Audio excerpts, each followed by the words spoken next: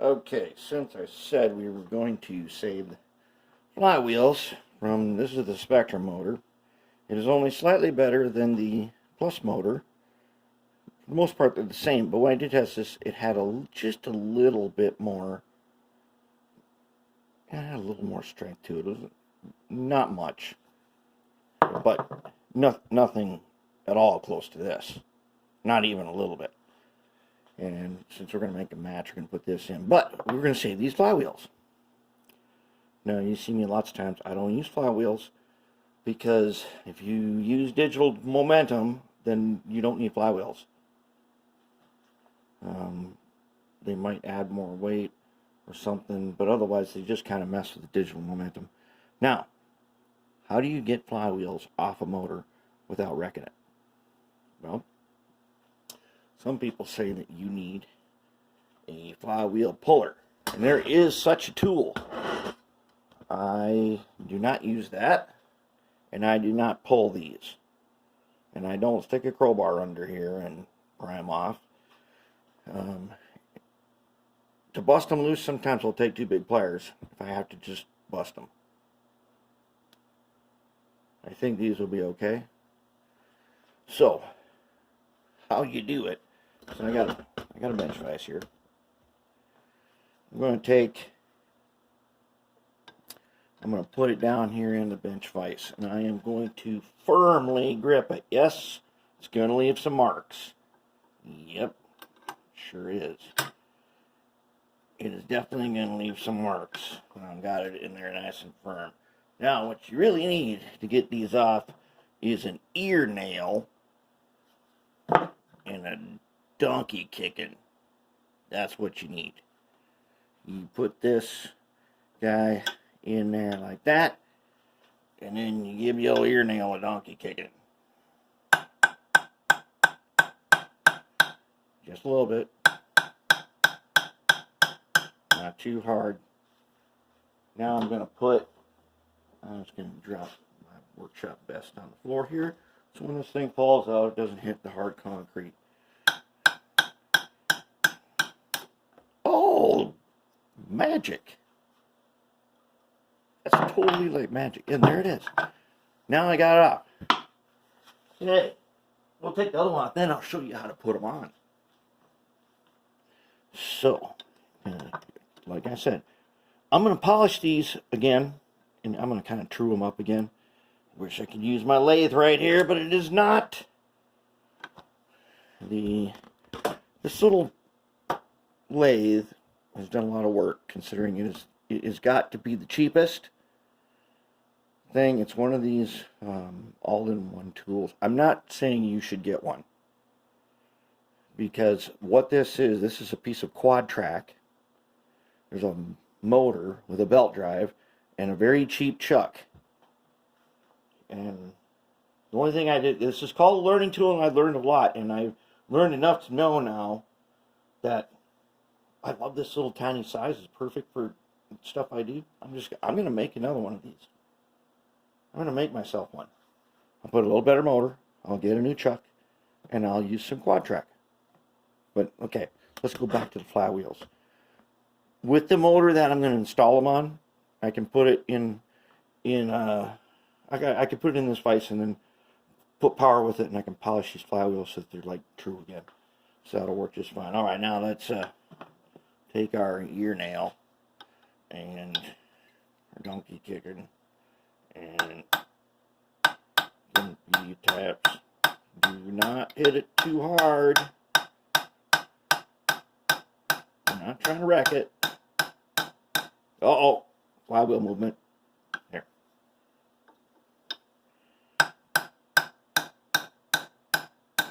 Oh, crap. She's moving again. Now, sometimes that happens if the bottom of the motor cannot fall straight to the floor and get caught by my little cloth vest down there, then it's going to start going through it'll start dropping down through the vise and start wrecking it.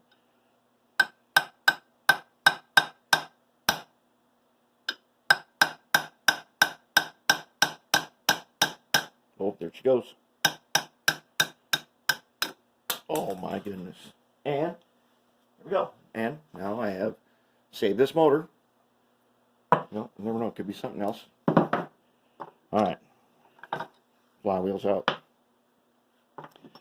So, this little donkey kicker is a mini ball peen that you can get at pretty much everywhere. Max Harbor, that's one of my favorite. Northern Tool, Harbor Freight, Lowe's, Menards, Home Depot. You look around, you'll be able to find one of these for dirt cheap. I got my ear nail out of a punch set, which is also at all those places: Max, Northern Tool, Harbor Freight. Those three, usually you can find a set of these like in the bargain bin. Menards and Home Depot, Lowe's. Get those, and that way I don't need a special tool to do that. So now how do I put them in? Okay. So now I'm going to take new motor, right? This here is a flange. I got a bunch of these flanges from old Colossus 1 over there. And this here is a 4x4. As you know, I love 4x4s, especially right now, because you know what's so cool about them? They're the same price. They're the same price. That is why they are so cool. There was no run on 4x4s, and fortunately I had stocked up anyways. 4x4 gives me a hard point. We need a good hard point. Now this bench here happens to be braced with some 2x4s underneath and some 1x4s on the side. And so I've got a hard point here, but the bench vise is sitting directly on top of a very sturdy brace, so I can do stuff. Alright, so now I want them to go on here, and I marked it with blue where approximately I want them to be. I'm just going to stick them on there, and I don't want to wreck. Oh, you can't even see what I'm doing. Okay, so I marked it with blue, and there he goes. Oh no, and now it's not true. So I dropped it on the floor, so all the junk is ruined. Oh Lord, alright. Anyways, we'll polish that later. With this motor, that doesn't really matter. But with this motor, on the test bench, I can polish this thing up nice. Okay. Now, I've got it. This piece fits inside the flange. Flange you can get at the hardware store. And now I can I'm just going to tap on the end here. Not too hard. And I'm going to look at getting closer.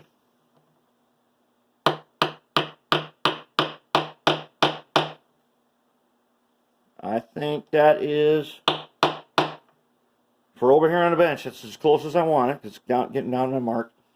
I'll start lining up with the frame, and I'll give it a few more taps here and there. And I'll take care of it. Now, how do you get the other one on? So, the other one. Yeah, that's right. What's going to happen? Well, one thing is that I might end up tapping the bottom one in more. Now, if I feel it tapping in with my thumb,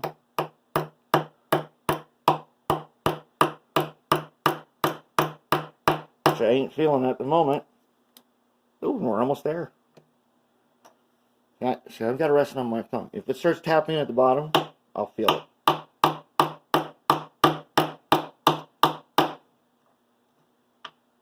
Okay. Flywheels on. If I need to adjust, I'll use these little flanges and I'll adjust, but now I can start lining it up in the frame. And that's all there is to it. Flywheel removal and replacement. And I didn't talk about shaft sizes because I don't have to. These new motors and most motors after the 90s are same shaft size. Because as I've said before, these parts are not special. These motors are used in other things. So there is a standard shaft size. Alright, we're good to go.